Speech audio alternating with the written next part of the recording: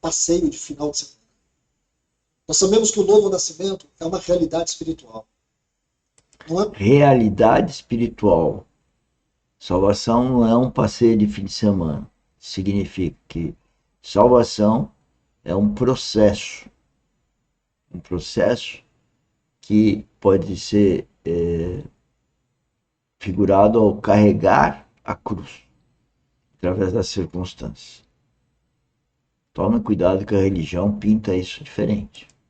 Não é uma conversão psicológica, religiosa. Muitas pessoas, elas se convertem religiosamente. Elas convertem psicologicamente. Isso não é novo nascimento. Novo nascimento é transformação de vida. É mudança de afetos. É mudança de caráter. Veja o que é um novo nascimento. É uma mudança do comportamento.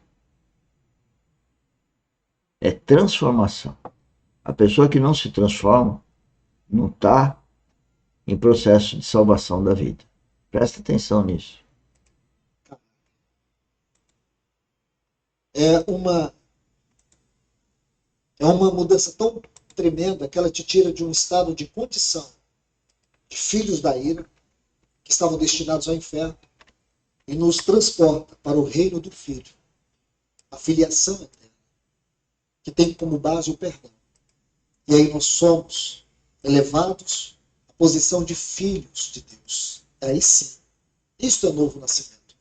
E essa Senhores, eu vou voltar aqui porque eu acho que os senhores têm que escutar se convertem com o coração. religiosamente. Aí, Elas convertem psicologicamente. tá vendo? Então, tem muita gente que é religioso e ele é um preletor, não sou eu que estou falando, é ele que está falando, eu só estou falando com as minhas palavras, mas a religião é esse problema. Tem uma conversão que é nominal, é psicológica, ela não é verdadeira. Então, quando eu fui batizado e quando batizei meus filhos, foi engodo, que aquilo não foi batismo. Nem eu, nem meus filhos poderíamos ter consciência da vida espiritual. Nem consciência do que estava acontecendo. Geralmente se batiza a pessoa, estou falando algumas religiões, quando é nenê, criança. Mas o batismo da vida adulta já, vamos dizer, é um pouco melhor, mas tem que tomar cuidado com a religião. Porque o batismo é uma coisa espiritual, ela não é física. Tá? É uma entrega a Cristo, não é mergulhar na água. A água é uma coisa figurativa, não é uma coisa realmente adequada para dizer de vida espiritual. Isso não é novo nascimento. Novo nascimento é transformação de vida. É mudança de afetos. Tá vendo? É mudança de afetos. De caráter. Mudança de caráter, de mente, como nós ontem tratamos na nossa mentoria. É uma mudança tão tremenda que ela te tira de um estado de condição de filhos da ira, que estavam destinados ao inferno, e nos transporta para o reino do Filho, a filiação eterna, que tem como base o perdão. E aí nós somos elevados à posição de filhos de Deus. Aí sim, isto é novo nascimento. E essa posição é eterna. Ela se torna imutável. É disso que eu estou falando. É Não estou falando espiritual. de salvação institucional. O que é salvação institucional? É a salvação que tem por base uma religião. Aí eu pergunto assim, Rogério, você é de qual igreja? Aí o Rogério diz assim, eu sou da igreja a serpente de Moisés que engoliu as outras. Isso não é salvação, irmãos. Isso não é salvação. Ele foi, é claro que todos nós sabemos que essa não é a doutrina. Então muitas pessoas se convertem de forma institucional. Eu sou assembleano, eu sou batista. Isso não é descrição de salvação. Eu sou da igreja, Não, não é isso. Nós somos salvos, não é para sermos uma instituição, parte de uma instituição. Nós fomos salvos para sermos filhos amados eternamente. Nós fomos salvos para o céu, fomos salvos para uma instituição. Não estou aqui criticando a salvação de ninguém, estou dizendo que é doutrina. Porque de vez em quando eu vejo os irmãos esquecendo. De vez em quando eu vejo uma coisa escapulando. E tem que trazer os irmãos tudo de volta. Irmãos, maior seminário. Ele está dizendo que o próprio grupo dele tem esses deslizes, que é não focar na vida espiritual, e focar em coisas cartesianas, em coisas lógicas, em símbolos. O seminário que Deus me deu o privilégio de fazer foi o seminário das 42 estações da peregrinação do povo de Israel pelo deserto, onde eu pude aprender coisas tão ricas para a minha vida. Saber que o povo de Deus necessita constantemente de ensino, necessita de vara para corrigir e de cajado para conduzir. Está vendo? O povo de Deus precisa de vara e cajado. Precisa de advertência e orientação. Nós temos na empresa, quem trabalha conosco sabe disso, um grupo do WhatsApp chamado Advertência e Orientação. E o que acontece? A gente adverte, orienta, e as pessoas mal conseguem ler, tirar dúvidas e cumprir. Por quê? Elas são más? Elas têm má fé?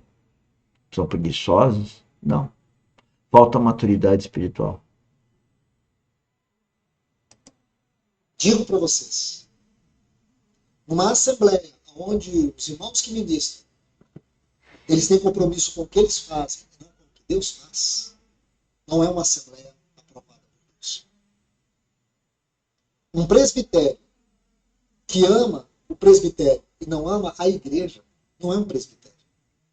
Irmãos do Ministério da Palavra. Então, sobretudo, nós temos que amar Cristo, Trindade, e amar a igreja, ou seja, pessoas que nasceram de novo.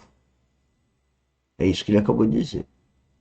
Eu me focaria em amar Cristo, relacionar com o Espírito Santo, para termos maturidade espiritual e entendermos, ou melhor, ouvirmos melhor o Espírito Santo e obedecer ao Espírito Santo.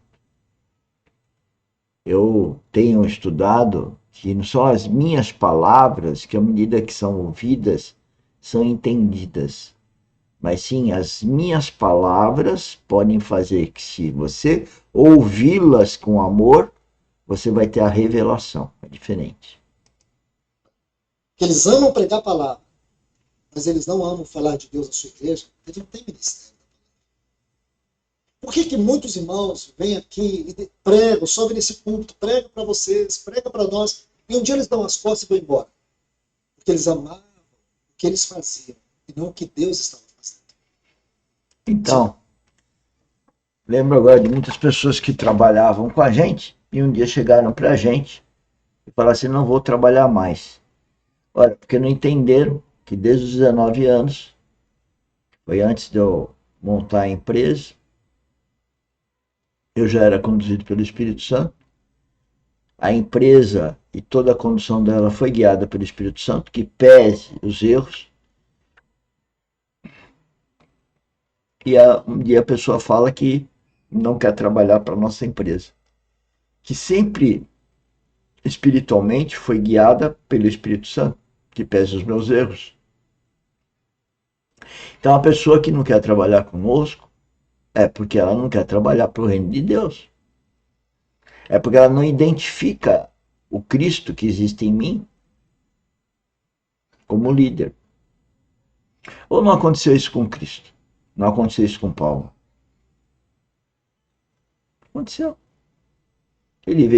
Cristo veio falar do reino dele, pregaram ele na cruz.